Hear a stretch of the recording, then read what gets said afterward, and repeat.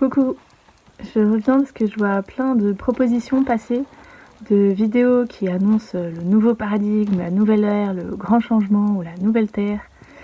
Et si c'est joli et mignon sur le papier, je crois que c'est vraiment destructeur pour la paix de l'esprit. Et j'ai moi-même cru et attendu ces temps nouveaux. Et je me suis investie pour ça et je ne le fais plus.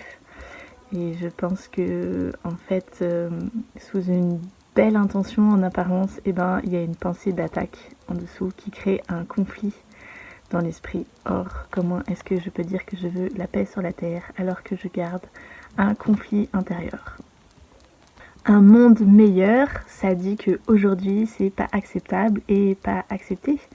Et que ce sera mieux ou ce sera bien quand les industriels patati, quand les gouvernements cela, quand le climat ci, quand l'humanité. Et donc aujourd'hui, au présent, ce n'est pas satisfaisant. Et donc parce que j'aime la Terre, je voudrais la changer, ça marche pas. Parce que je t'aime, je voudrais que tu sois autrement, ça marche pas. C'est dire de soi et des autres qu'on est insuffisant, incomplet, imparfait. Alors la Terre si belle pour laquelle je veux m'investir, finalement, elle n'est pas tant que ça.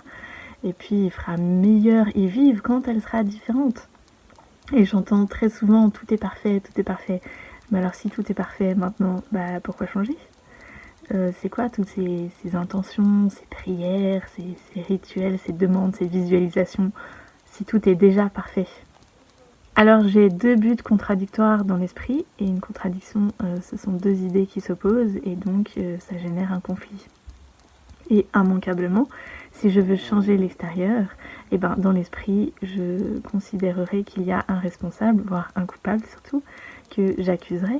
Donc ça dit de moi qu'il y a quelque chose à faire et que je suis coupable de ne pas m'investir pour une cause qui en plus est un petit peu floue quand même, parce qu'on ne sait pas trop ce qu'il faut faire pour cette nouvelle terre. Et en plus ça dit très certainement qu'un frère est incompétent et insuffisant. Et donc je ne peux pas être en amour si j'exclus un seul de mes frères et si j'attaque et je condamne un seul de mes frères. Donc j'ai bien deux buts qui s'opposent. Donc miser sur un avenir différent pour notre bonheur, même si en apparence c'est joli, c'est terrifiant dans l'esprit parce que ça dit qu'il faut faire quelque chose, qu'il y a des responsabilités à assumer, on ne sait pas bien lesquelles, qu'il faut aller s'agiter dans le monde pour changer, pour qu'un jour on puisse atteindre le bonheur et la paix. Donc ça dit que ce sera mieux plus tard, il y aura plus de bonheur, et en même temps, avec tout ce que j'apprends, le développement personnel et tout ça, je devrais déjà avoir le bonheur au présent. Donc c'est complètement contradictoire. Si j'ai le bonheur aujourd'hui, il est entier. Parce que le bonheur c'est entier, ça peut pas être passager, impermanent, il peut pas y avoir un peu de bonheur. Donc si je suis en bonheur aujourd'hui, il n'y a rien qui peut l'altérer, il n'y a rien qui peut l'augmenter, puis il n'y a rien qui peut le diminuer, donc il n'y a rien d'extérieur, quoi qui change à l'extérieur, qui affectera jamais mon bonheur. C'est un peu la définition. Donc vouloir et encourager un monde meilleur, même si c'est joli sur le papier, c'est une attaque pour ce qu'on est, ce que je suis, ce que nous sommes ensemble, ici et maintenant. Ça dit que je suis incomplet, insuffisant et qu'il faut que je fasse plus. Ça dit de moi qu'il y a un vide à combler.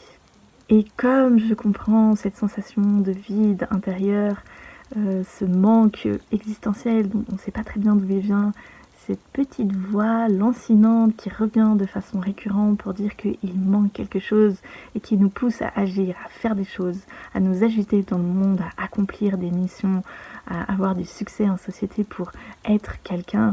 Quand on aura bien agi, bien créé, alors enfin on aura le droit d'exister tranquillement sans avoir rien à prouver. Quand on aura bien lutté, quand on aura lutté pour la bonne cause, l'action juste. Mais il ne peut pas y avoir de paix dans la lutte. Ça c'est pareil, c'est dans la définition. On ne peut pas être en paix et être en résistance.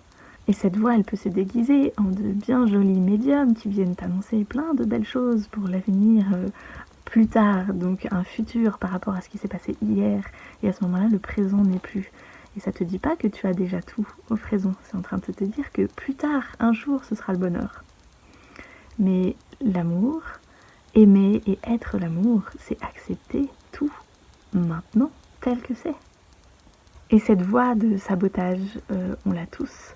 La voix qui te dit que tu n'es pas assez, qui vient te parler de mérite et de légitimité à être aimé, à tout recevoir inconditionnellement. On l'a absolument tous. Cette voix, c'est la peur de manquer, la peur d'être abandonné, la peur d'être trahi. Et toute agitation dans le monde est en fait une réponse à cette peur.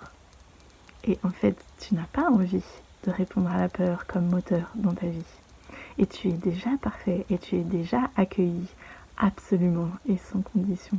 Quoi que tu fasses ou que tu ne fasses pas. Toute voix qui te dirait de faire plein de choses, d'agir ou plutôt de t'agiter dans le monde, de protéger, de défendre, quoi que ce soit, même un patrimoine, même naturel, c'est en réponse à la peur. Et la peur, c'est pas l'amour. Et là où il y a la peur, il n'y a pas d'amour. Alors comment est-ce que tu peux dire que tu veux un monde où il y a la paix et l'amour alors qu'à l'intérieur de toi-même, tu ne l'as pas? Et je sais combien il est difficile de préserver ton immensité dans le tumulte de ce monde qui partout divise, où tout le temps on parle de la peur et de la division, même sous des très très jolis déguisements. Et c'est parce que je suis passée exactement par là et que j'ai abandonné mes investissements dans le monde extérieur, dans le changement extérieur, pour choisir la source de la paix absolument intérieure, que maintenant je me sens très libre. Parce que j'ai appris que je ne suis pas Alice, le personnage, et qu'il n'y a rien à faire, et que je ne réponds à aucune injonction extérieure, que je me sens très libre. C'est parce que cette liberté est joyeuse que je continue de partager ici. Et c'est parce que nous sommes tous un que je sais cette voix qui revient. Même quand tu as l'impression d'avoir tout fait pour avoir une vie paisible, que le stress revient, que la voix de l'attaque contre toi-même revient, que le jugement revient. Je sais aussi les stratégies qu'on a pour l'éviter ou l'écarter avec une bonne journée de shopping, ou un pétard, ou une bonne bière, ou se plonger dans le travail, s'oublier, se fondre dans une relation soi-disant amoureuse, ou s'oublier dans son rôle de maternité.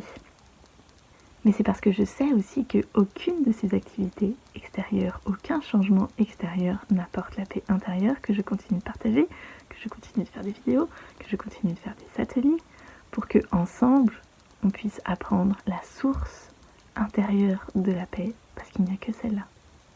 Parce que c'est passionnant et enrichissant de continuer d'apprendre à grandir en amour, ce qui demande de regarder les illusions en face, donc certainement on est beaucoup moins nombreux qu'avant ici, mais c'est pas grave parce que c'est tellement précieux et le résultat à la fin il est incomparable. Aujourd'hui je propose qu'on se souvienne ensemble et qu'on ne soit vigilant que pour Dieu et la voix pour Dieu à l'intérieur de nous, qui nous parle de notre immensité, qui nous parle de notre innocence, qui nous dit qu'il n'y a rien à faire et que tu as déjà tout et que le ciel te donne tout, quoi qu'il arrive, quoi que tu fasses ou que tu ne fasses pas. Et ce message, il est pour chacun. Et le ciel ne donne qu'un seul message, et l'unité, c'est la paix. Il n'y a qu'un message, tu es aimé exactement tel que tu es. Parce que tu n'es pas ce personnage, tu n'es pas l'histoire que tu te racontes, il n'y a rien à faire pour ça. Et c'est un message joyeux, en théorie, sauf que l'ego, celui qui a besoin de dire « moi, je » pour exister, il est terrifié à l'idée de l'amour. Et cette voix, elle revient, la voix de la peur, de façon tellement obstinée pour venir saboter. Mais qui est ce petit saboteur? Et comment est-ce que je peux vivre en paix malgré ça? Comment est-ce que je peux me raccrocher à l'amour? Quelle base je construis à l'intérieur de moi qui devient inébranlable et qui fait que je ne me fais pas emporter par mes tempêtes intérieures? C'est toutes les propositions des partages que je fais ici et que je fais en atelier. Et là, comme c'est un peu l'hiver et qu'il fait un peu plus froid, j'ai un peu moins envie de me déplacer avec mon sac à dos. Et du coup, je propose des ateliers en ligne. Donc des moments de partage où on peut se réunir et se souvenir ensemble de qui on est. Donc je te mets en dessous quelque part les moyens de me contacter pour connaître les dates et s'inscrire. Et parce que c'est la seule chose à se souvenir aujourd'hui, c'est combien tu es grand, combien tu es aimé, combien tu es déjà la lumière et que tout le reste est une histoire, même si c'est très très bien emballé. Dans un très joli papier cadeau, avec plein de fleurs de vie et des mandalas au-dessus de la tête.